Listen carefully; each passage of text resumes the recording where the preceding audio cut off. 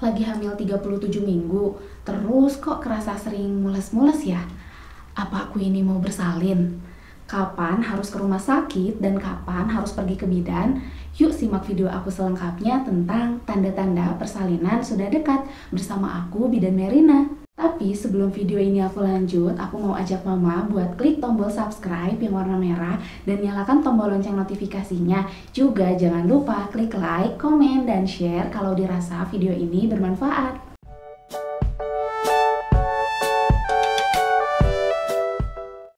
Persalinan pada ibu hamil bisa dimulai dari usia 37 minggu sampai usia 42 minggu dari perhitungan HPHT atau hari pertama haid terakhir. Walaupun udah ada nih HPL atau hari perkiraan lahir yang diperkirakan bidan atau dokter pas mama periksa kandungan rutin, tapi jarang banget ibu-ibu yang benar-benar lahir pas hari H yang dijadwalkan sama dokter atau bidan. Seringnya itu sebelum HPL atau bisa setelah HPL. Jadi Bu Mil sama Pak Mil ini wajib tahu ya tanda-tanda persalinan ini udah dekat supaya di rumah tuh nggak panik dan bisa lebih siaga buat ngadepin persalinan. Terus apa aja sih tanda-tandanya? Yang pertama yaitu datangnya kontraksi palsu atau Braxton Hicks. Kontraksi palsu ini beda sama kontraksi persalinan ya. Kontraksi palsu yang pertama itu biasanya durasinya lebih singkat, cuman sekitar 30-120 detik. Udah gitu kalau kontraksi palsu nih datangnya nggak beraturan, kadang datang, kadang hilang, kadang datang besoknya hilang, atau hari ini datang seminggu kemudian baru datang lagi gitu. Jadi memang semaunya dia datangnya kalau kontraksi palsu. Terus kontraksi palsu itu nyerinya cenderung lebih ringan, dia nggak menjalar sampai ke pinggang ataupun sampai ke punggung. Jadi dia cuma kayak kerasa kram-kram di sekitar perut aja. Kramnya ini mirip-mirip kram-kram kayak mau menstruasi.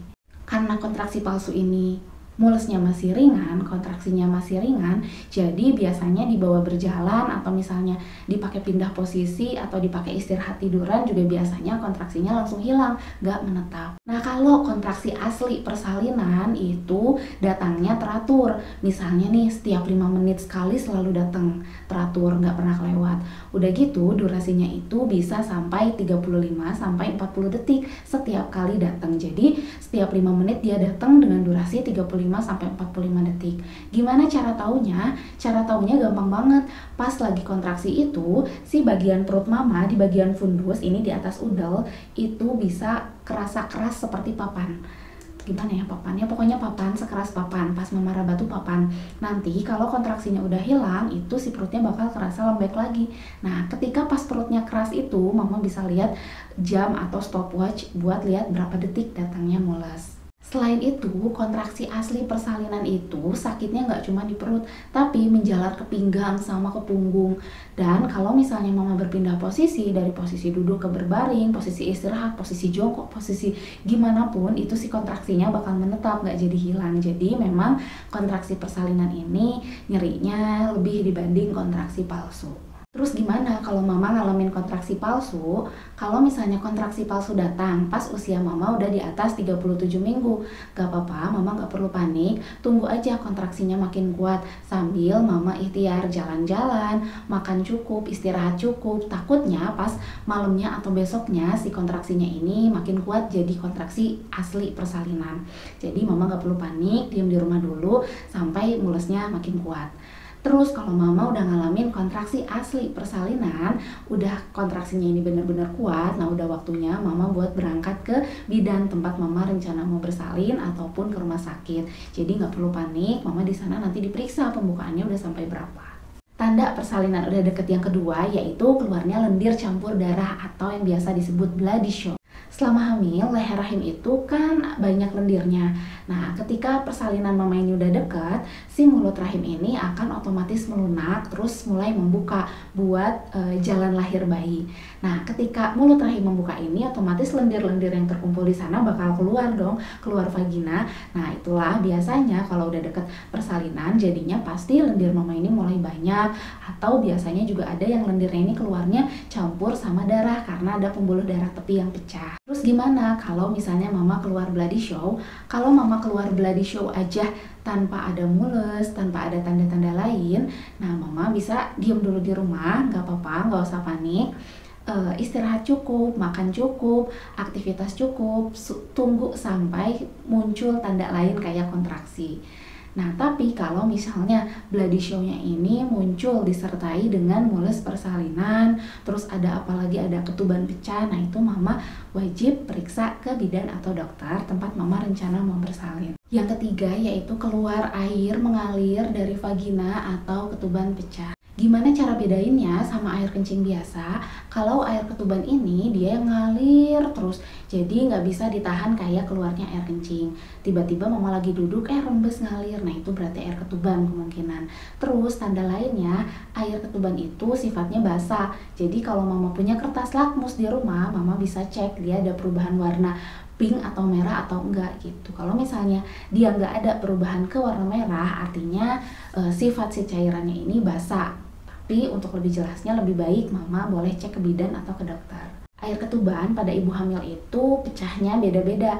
Ada yang sebelum 37 minggu udah pecah padahal belum ada mules. Ada yang setelah 37 minggu udah pecah padahal belum ada mules juga.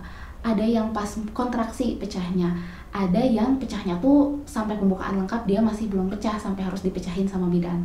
Ada yang sampai lahir dia belum pecah-pecah ketubannya. Jadi memang beda-beda setiap ibu. Tapi yang pasti kalau ketuban udah pecah ini tanda pasti untuk bersalin, tanda harus segera bersalin dalam 24 jam. Jadi nggak bisa ditunda-tunda. Kalau ketuban udah pecah dalam 24 jam mama harus segera bersalin dengan cara apapun. Mau itu akan diinduksi oleh dokter atau misalnya gagal induksi yang berakhir dengan sesar. Nah itu memang tergantung nanti keputusan dokter. Nah, gimana kalau ketuban mama udah pecah? Nah, kalau ini nggak bisa ditunda-tunda lagi ya. Harus saat itu juga pergi ke IGD atau pergi ke bidan tempat rencana bersalin supaya langsung tertangani. Tapi mama nggak perlu panik sampai gudak-gidik jalan kemana kesana kemari. Cukup minta tolong suami atau anggota keluarga lain buat urus-urus barang mama, buat urus-urus administrasi dan urus-urus pergi kemana-mananya. Mama tinggal duduk manis. Karena yang namanya ketuban kalau udah pecah, mama nggak boleh terlalu banyak aktivitas dan nggak boleh banyak gerak. Karena kalau ketuban udah pecah itu resiko infeksinya pada bayi bakal makin tinggi. Jadi itulah kenapa kalau ketuban mama udah pecah, mama harus segera tertangani dan bayi juga harus segera dilahirkan dalam 24 jam, nggak bisa ditunda besok lagi. Tanda persalinan udah dekat yang keempat yaitu bumil sering buang air kecil. Walaupun buang air kecil ini nggak bisa selalu jadi patokan kalau bumil mau bersalin, tapi buang air kecil ini sangat berhubungan sama persalinan udah dekat. Karena ketika bumil udah dekat sama persalinan, si kepala bayi ini pasti udah mulai turun ke pintu atas panggul, udah mulai turun ke rongga panggul, yang akhirnya si kepala bayi ini bisa neken keadaan si kandung kencing mama. Jadinya daya tampung si kandung kencing ini bakal lebih sedikit, kapasitasnya bakal menurun, yang akhirnya mama bakal sering ngerasa pengen buang air kecil terus jadi bolak-balik ke kamar mandi. Tanda persalinan udah deket yang kelima yaitu bumil susah tidur. Walaupun susah tidur gak selalu jadi patokan bumil mau bersalin, tapi tetap ya susah tidur juga biasanya terjadi pada beberapa ibu yang mendekati persalinan.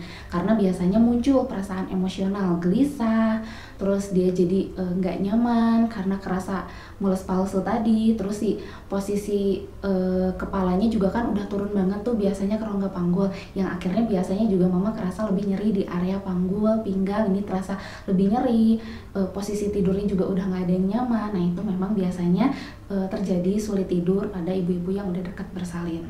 Yang keenam yaitu perubahan emosional. Nah, perubahan emosional ini juga biasa terjadi pada ibu-ibu yang mau melahirkan. Walaupun nggak selalu terjadi, tapi kebanyakannya memang terjadi. Ibu-ibu yang mau melahirkan ini perasaannya lebih sensitif, moody, sering bad mood, kayak ibu-ibu kalau lagi mau head gitu persis. Jadi memang karena dari perubahan hormon juga, terus juga memang kondisi badannya yang udah mulai nggak nyaman, jadi muncullah situasi-situasi emosional begitu. Nah itu tadi beberapa tanda-tanda persalinan udah deket yang bisa mama kenalin dari rumah sendiri. Supaya pas tiba saatnya nanti persalinan, mama udah lebih siap menghadapi, suami juga udah lebih siaga menghadapi persalinan, jadi nggak ada yang panik. Dan jangan lupa kantong persalinannya harus udah mulai disiapin ya pas nginjek usia kehamilan 37 minggu. Oke deh, terima kasih mama udah nonton videoku sampai selesai. Wassalamualaikum warahmatullahi wabarakatuh. Dadah!